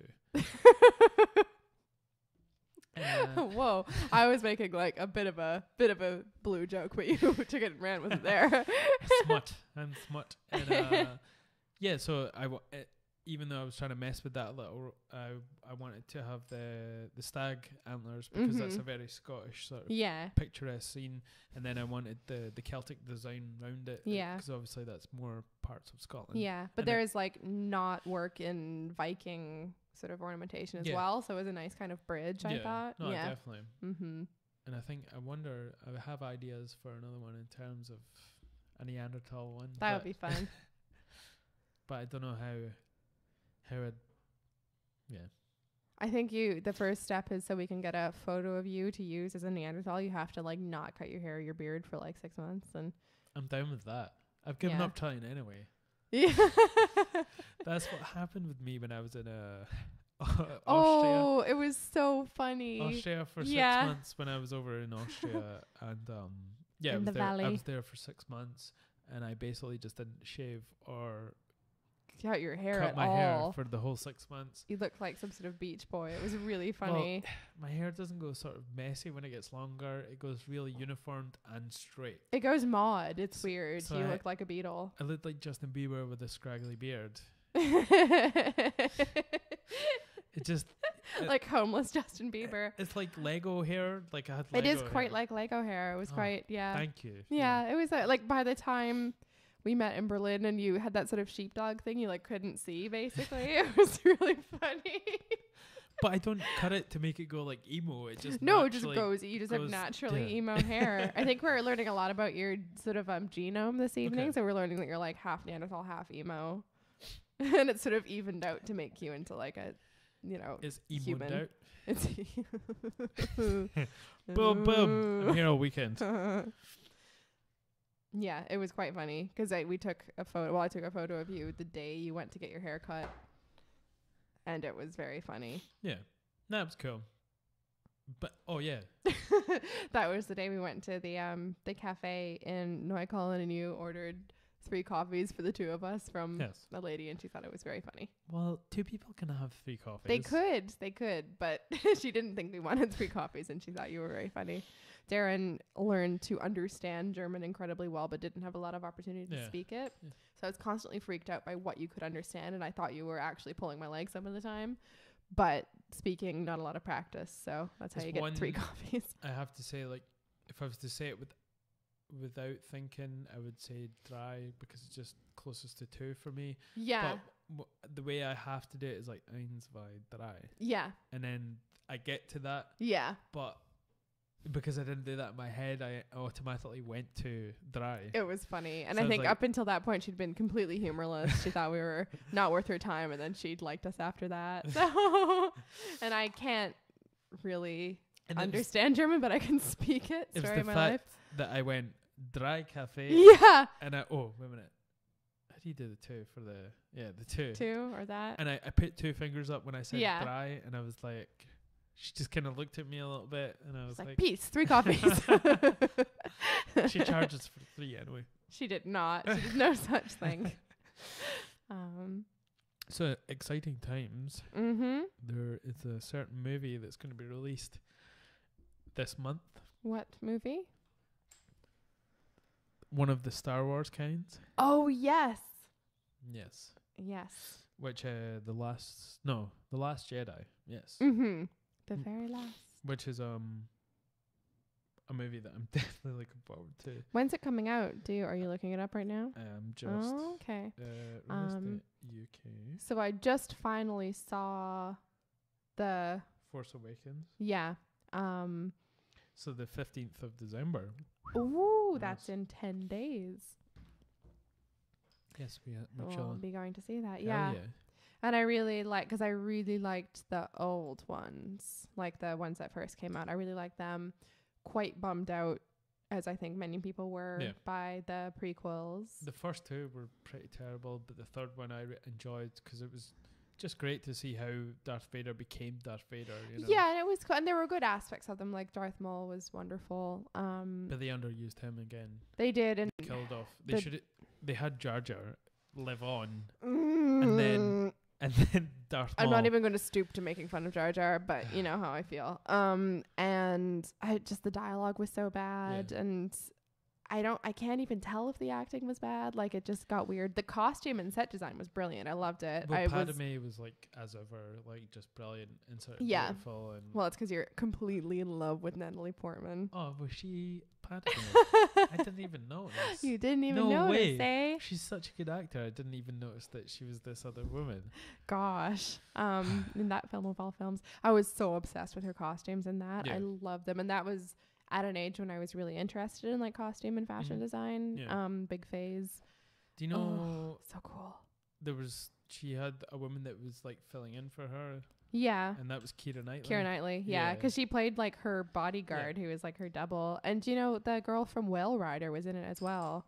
What the hell is a whale rider? Oh, she was in Game of Thrones as well. I can't remember the Keisha Castle Hughes. That's the one. I think she was in it as well. Keisha was in. Not that one. That was a name before that was a lady with a dollar sign in her name. But yeah, the costume designs were brilliant. But there was no chemistry. It was tough. I think the guy that played Anakin in his later years was really weak. He was not good, and I've heard tell he was good in like other films. I haven't really seen him. I think people are lying to you. He's never. I think his seminal moment he's was Canadian, so I think we have to tell ourselves that. I'm not actually sure. Hayden Christensen. Yeah. Hans Christensen. Hans Christian Andersen. He also wrote a really nice story about a mermaid. Did he? Hans Christian Andersen. I know, I was joking. Okay. You got me. Literally? You got me. It's actually not literally a really nice story. It's a really depressing story in the original because she like all dies and stuff. Mermaids are creepy in real life. Mermaids are awesome. Yeah. Well, I'm a little over the whole mermaid trend at the moment. People took it a little too far. A thing? Well, it's like it was a girls on Instagram thing, like mermaid hair and like mermaid highlighter. And what is mermaid? Does it mean like it looks like a fish has applied it? Is that what mermaid eyeliner is? I don't get it. You should be in charge of like girls on Instagram. That'd be really funny. How does it make it? Needs to be more like a fish. Looks like you put it on underwater. Is that? It's basically rainbowy, but not very. Usually, that's like sparkly. They have rainbows underwater. You're a rainbow underwater. But like, yeah. Anyway, but there's apparently a film that's going to be coming out about like sort of man-eating mermaids, which I think would be really great. I don't know if it's out already. I saw a trailer for it. Wasn't there one that's already been out? Because obviously there's, I think, was it the Pirates of the Caribbean? They kind of pictured mermaids as not something that was kind of sexy and but they were sexy. It's in the Peter Pan one, the really awkward one with Rooney Mara in it, and the mermaids were like quite scary in that, but they still had like they were still pretty. They just were also scary. Because mermaids are not supposed to be sexy, or well. Because I love when you have these images of like the Little Mermaid with her seashell bra, and then they keep on talking about they think it was like those like sea cows, like the mega manatees, the dugongs. Yeah, exactly. That people thought were mermaids. And I was like, those sailors were at sea for too long. Like, look at that sexy girl. Which end did they see? I don't even know. Like, that looks like a woman. Gotta get me some of that. I love my woman with whiskers. I mean, they're cute, but they're not like dateable. You know. Sorry. I mean, everyone's got a thing, but I think they're quite sweet looking. They're like really big as well, dugongs apparently. But is the mythology of mermaids is that they're quite, you know? Well, because it goes scary. back to sort of like classical mythology, and they would like, because it was sirens at that point, and they would like lure sailors to their deaths basically with their beautiful songs and like, looking sexy. Sailor. Yeah, exactly. What's that one? Emphysema. Yes. Smoked too many mermaid cigarettes. Can't have emphysema underwater. Yeah, I don't know about that. Certainly can't bring the oxygen tank with you underwater. Yes. But yeah, so the idea was that they're like beautiful but treacherous, basically. Yeah. Mm-hmm. Which I think is cool. I'm trying to think of the movie where it was. Was there not one with Colin Farrell? Oh, that one was quite nice. That was like you were never quite sure. I can't remember if she's supposed to be a mermaid or a selkie or what she was. Well, basically he was in Ireland, obviously, because he's Irish. He just went home and filmed. I gotta look that one up. I saw that. I liked it. He was a fisherman, and I think he has like a little single boat, and he cast his net into the water, and he picks up this woman, and he's with his daughter, and she seems to think that she's a mermaid. And you never find out. I think it's one of these movies where you're like, oh, is she or isn't she? Yeah, because they never confirm or deny that she's kind of like supernatural. I'm just going to look that up because I always forget the name of it. She's not in the White House. I cannot confirm or deny. That is how creepy. Gosh. That's how creepy Donald Rumsfeld is. Yeah. Do you remember, what was that around? Oh my God. Was it not around the $12 trillion that they lost the day before 9/11? Have you heard about this? I have not. I always take everything with a grain of salt. Sorry, the film's name is Undine, by the way. Undine. And that's like her name, but it, I think, means it's like of the sea, basically. His name is Syracuse, which is funny. So yeah. Oh yeah. So the daughter believes that she's a selkie. Selkies are nice. One of my favorite bands, Between the Body to Me, they had a song called Selkie's Endless Obsession. Yeah. I wonder if it's something to do with that. Yeah, because there's a like the tale I first heard of Selkies, because they're the women who wear seal skins and transform into seals. So like weir seals. Weir seals. Weir seals, but they're like in Scottish and Irish mythology, I think. And the like You tell me all about my homeland. Well, it could be maybe just an Irish, but I don't know. It was generally the cool parts of the United Kingdom. So the on 9/10. Sorry, just to I'll get back to the Selkies after. Come out with the Donald Rumsfeld. The day before 9/11, yes, he came out and there was a press release in the White House, and he was saying that there was $12.3 million missing from the Pentagon, and they didn't know where it went. Missing from the Pentagon, like just in their sort of in systems. Cash money, or it must have been in their system, like and they didn't know how. That's insane. And then 9/11 happened the next day, and it was never brought up again. That's completely insane. And I remember seeing, it's not just like people talking about it and saying this, what he was quoted to be saying. This was an actual interview. Well, not an interview. This was a press conference the day before. I'd be curious to hear what people think are the theories behind where that went and stuff. I think the conspiracy theories afterwards was that it was something to do with Tower 7. Yeah. And that's why that one went down without any sort of... yeah. That's really weird. But presumably, if he just had never said anything, no one would have heard that, right? Yeah, true. So that's weird.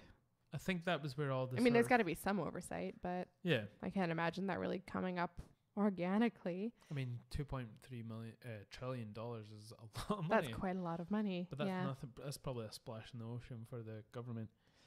Yeah, but they're also like, they never have enough money. They're like God.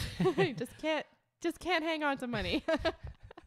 They just have trouble holding on to it. They just really have their like omnipotent and omniscient, but they just have a lot of trouble hanging on to money. So we were talking about Selkies. Okay, so Selkie. So the story that I first heard was it was a Selkie. So they're like beautiful people who, and I think they're boy Selkies as well. I don't know, but they they have magical merman. They have magical seal skins that they wear, so they transform into seals and they can swim underwater and live underwater, but they can come up to land and be humans as well.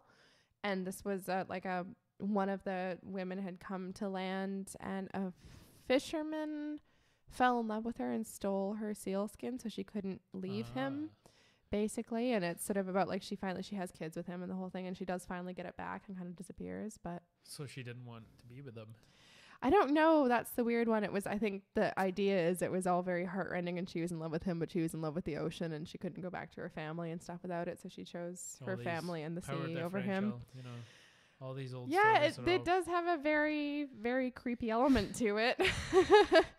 It was like people trying to ban Cinderella, the story of that. Oh, Sleeping Beauty. It was Sleeping Beauty. Yeah. Which again, the original version is quite creepy. Even the normal one is like kissing a it's sleeping quite, girl. It is, yeah. And in the original one, it was that he had sex with her and she had a baby when she was asleep, and having the baby woke her up, basically. Which is, and I don't even know. You'd hope so. See that Kill Bill there. Just put me back to sleep if I am having a baby and I'm asleep. Just keep me in a coma. Skip that part. Yeah. No, it gets a bit Kill Bill. But I mean, a lot of the like fairy tales served different purposes in older societies than they do now. But it's like kids have got to hear stuff and have those weird feelings, like know that is not quite right, as opposed to protecting them from it. Why was it the rapey part that they chose to sort of picture in it? Why was that the thing? Because they didn't have to format it in that way. Which, you know, like he had sex with her when she was sleeping. Oh yeah, but that's from like the 1800s version when nobody thought that was bad. No, basically, but that can't be seen as, you know, sleeping with someone while they're sleeping. You know. Yeah, but it was like because he was in love with her. Like that was the version, and he was the good guy. Like I can't defend it, but that was how it was. I can't see any point where that would be sort of seen as romantic. Yeah, but it was sort of like women's bodies weren't really their own. Like that wasn't a transgression because there was nothing to transgress on, essentially. But there must have been a general feeling of personal sovereignty, you know. Yeah, and I'm sure there's like better, you know, theory about this than I can really discuss because I haven't looked into it. Yeah, but because you're an idiot. Oh, cheers! And that's all for me, folks. But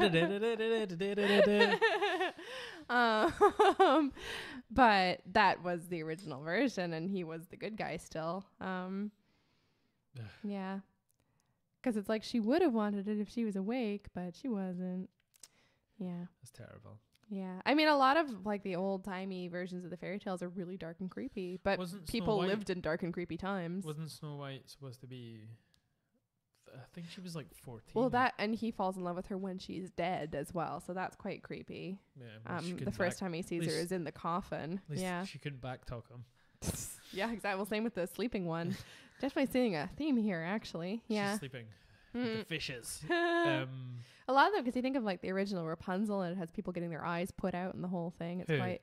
The prince loses his eyes trying to climb to the tower. How? Thorn bushes. I didn't make it up. Don't look at me like that. I think you've been on the thorn bushes too much. What are you talking about? No, in the original like Rapunzel story. Light down your thorn bushes. No, but like he falls and the witch has like enchanted the thorn bushes to like scratch out his eyes, so he's blind and then he can't recognize her. It's awful. And how does it end? I can't quite remember. I think in the version I had, like, he wanders off into a desert and she eventually finds him and it's all good except for she doesn't have her hair and he's blind. There's always just a handy desert. Yeah, I know, like, where, like, presuming this took place in, like, Germany or something, like, where's the desert? Like, he just had a handy desert when he At least he had the benefit of being in the Middle East as opposed to being in, like... Racist. You think they're all just desert people, Laura? Is that what you're saying? I think they're more widely available than they are in, like, the Black Forest. True. Nothing to say to that, do you? I hate you. So we have. He doesn't really. He quite likes me. I have it on good authority. Oh no, we should not subject these people to any more sort of of that talk. So yeah, we were talking about Star Wars. Yes, got way sidetracked. Yeah, so I really liked the Force Awakens. Is that what it's called? Mm-hmm. I have an increasing inability to remember the titles of the films. Yeah, they're all something. Yeah, they're all like sentences, and I just don't have the attention span, I suppose. But it was good. I really liked it. I enjoyed it. There's a lot of sort of talk about it in terms. It's just basically a remake of The Return of the Jedi, I think. What's good though? Like, it's not like.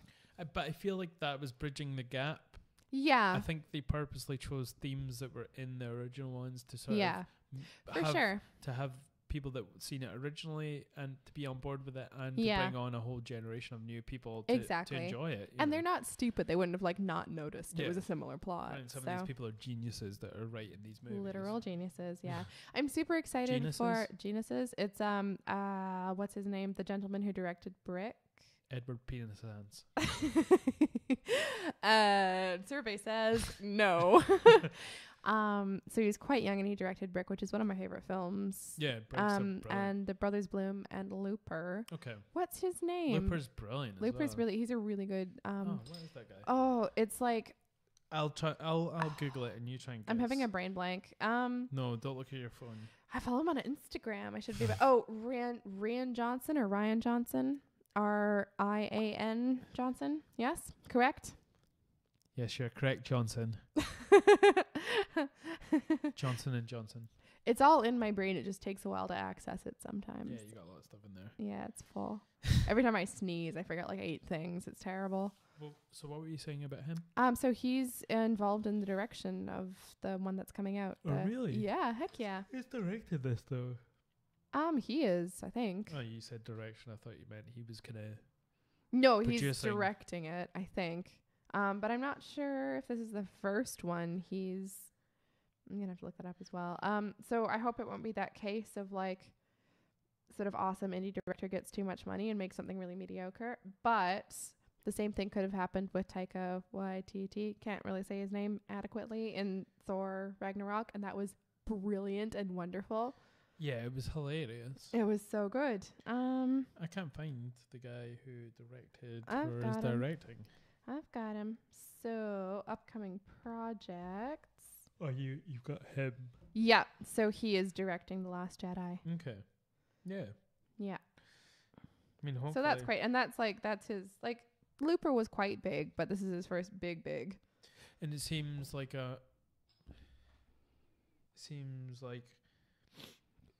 he's good at dealing with sort of timelines. And it feels like this movie is going to be that kind of theme. Yeah. There's going to be people.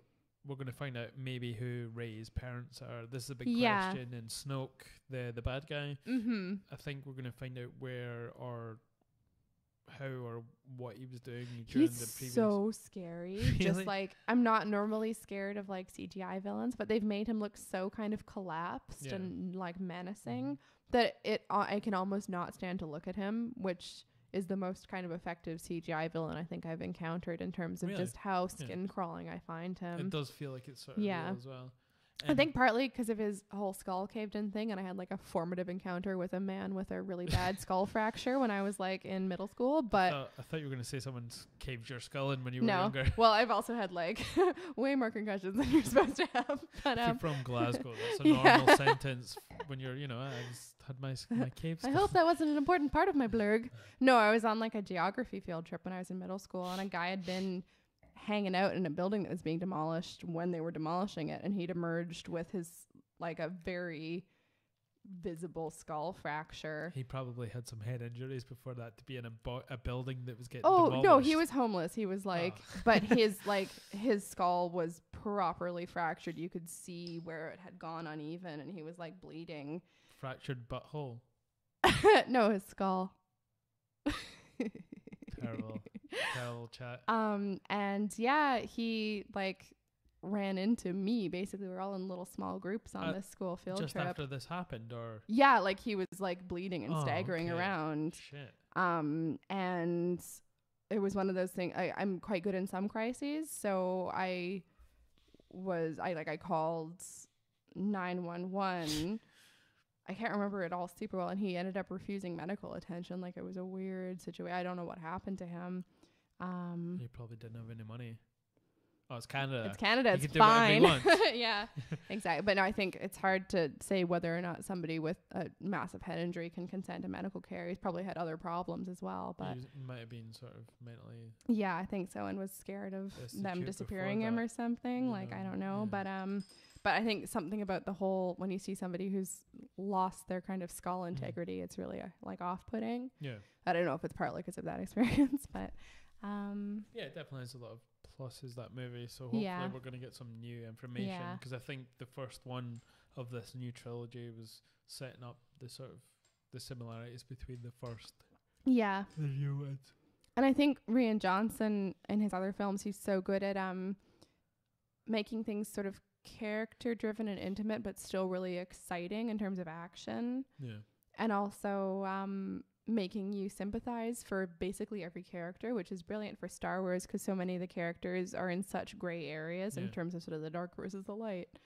So in terms of him taking on I think that's what they're focusing on with this one, and that it's not going to be light or dark Jedi. Yeah. It's going to be grey Jedi, which I think is perfect for him, because he's very good at dealing with that type of characterization. I think his other films, that's part of what I like about his other films. It's stuff that's brought up in canon in terms of magazines. You know way more about this than I do. It's never actually been shown in a Star Wars movie, a grey Jedi. I think there was, who was it they kind of presumed was maybe grey Jedi. But it basically, they take on both the dark and the light side. Yeah. And that's what a grey Jedi is. That's cool. That's interesting. I think they're trying to say that that's what Luke is. That's what they say it's the last Jedi. Because to be a grey Jedi is to sort of transcend the light and the dark. And you don't really become a Jedi anymore. But they say that's the best way to be a balanced Jedi, is to be part dark, embrace your dark and your light. That makes a lot of sense, actually, because it's sort of like the cloistered virtue thing. Like, if you just entirely deny. Cheers. Mazel tov. L'chaim. To life. You sound like you got something in your throat there. That's Yiddish. Got chutzpah. Spunk. No. I think that's because I never, especially maybe in the prequels, I couldn't really identify with the supposedly good guys either. They were like quite dull and really bossy. I liked Obi-Wan, like the way they portrayed him. I think that was the only good thing about the prequels. Yeah, he was lovely. I liked him. But even like the Samuel L. Jackson character was like I'm bored. Stop. You're so bossy. Yeah.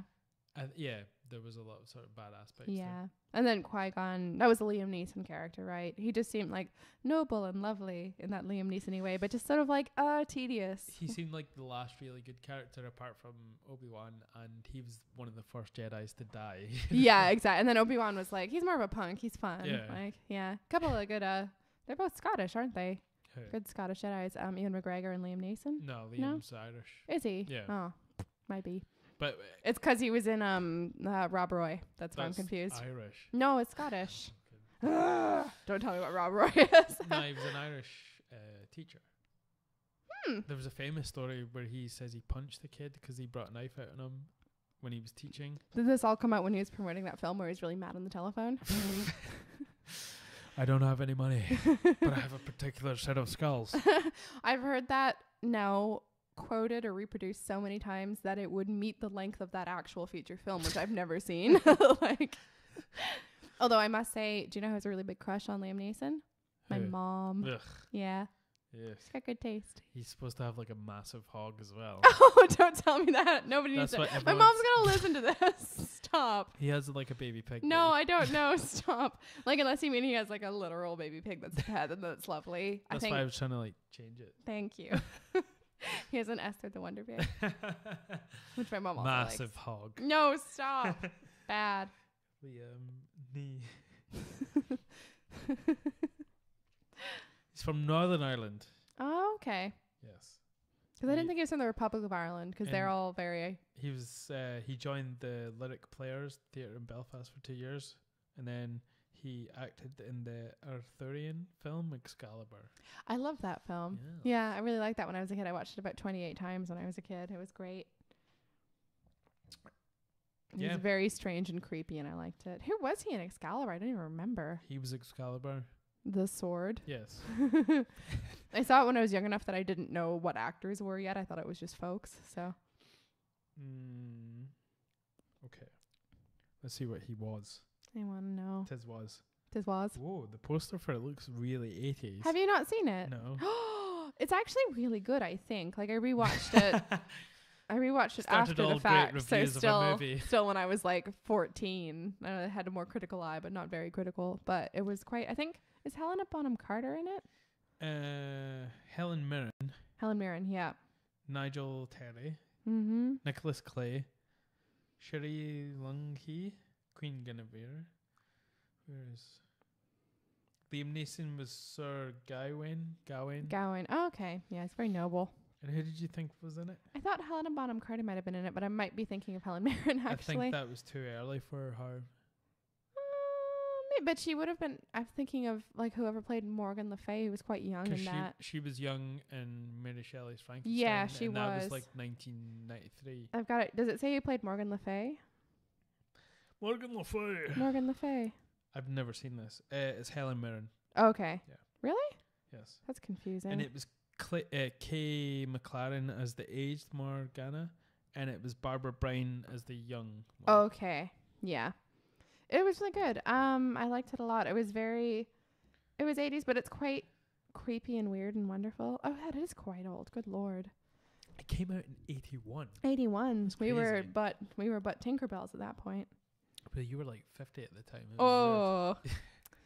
Oh gosh. That's so funny. I'll have to give it a watch. It's good. We should watch it. Merlin's brilliant in it. Who plays Merlin? Nicole Williamson. Nicole or Nicole? Nicole. Who died in 2011. But no, he did good. In a tragic magical accident. Yeah. Yeah, it's very strange and very good. Very few. Oh, Patrick Stewart's in it. Oh. The Does he play some bald king? He plays a presumably bald knight, I think. Oh. Kieran Hines is in it. He's nice. 57. Okay. Yeah. We should probably finish up there. Should we? Yes. Yeah. Having now described every actor in this one film no one's seen in the 80s. Yes. And it's been good to have you on. It's been my pleasure as always. And yeah, so what is your social media? Social media? Yes. I am on Instagram as Laura_Z_Hope, and that's whatever. A mix of some of my artwork and then general life. And Yes. then my portfolio and my sort of artist website is laurahopeartist.com. Mm-hmm. And that's the entirety of my social media presence. And you could probably search for me. Well, probably you can. Unless you don't have any way of doing that. Which is IAMKayPee, and it's on Instagram, YouTube, Facebook, and Twitter, and it's IAMKayPee, IAMKAYPEE. Triple E.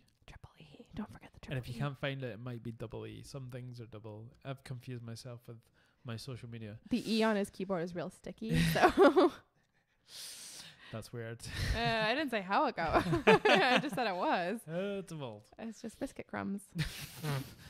Okay, on that note. Ciao. Ciao, bambini.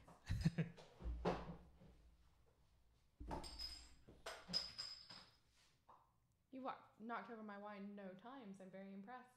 No problem.